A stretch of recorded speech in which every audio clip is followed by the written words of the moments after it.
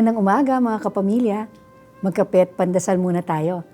Ako si Risa Singson Kaupeng, Editor-in-Chief ng Kerygma Magazine. Si Bench at Feli Santiago ay mag-asawang pwede nating tawaging mga debtaholics. Sila ay mga adik sa utang. Ang tingin nila sa credit card ay pinagkukunan ng kita. Kaya naman tuwing may sale o midnight madness sa mall, para silang mga bubuyog na naakit ng puyot. Natauhan na lang sila nang nasa milyon na ang kanilang utang at bigla silang nawalan ng trabaho.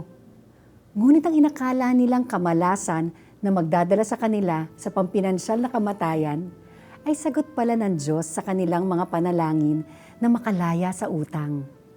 Napilitan silang mag-aral tungkol sa financial literacy.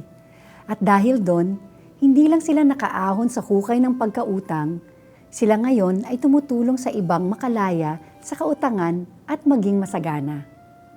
Kapamilya, ang pagsubok at paghihirap ay paraan lamang ng Diyos upang gabayan tayo sa tagumpay na hinanda na niya para sa atin. Tayo magdasal.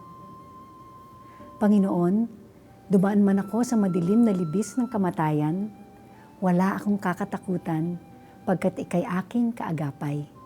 Amen.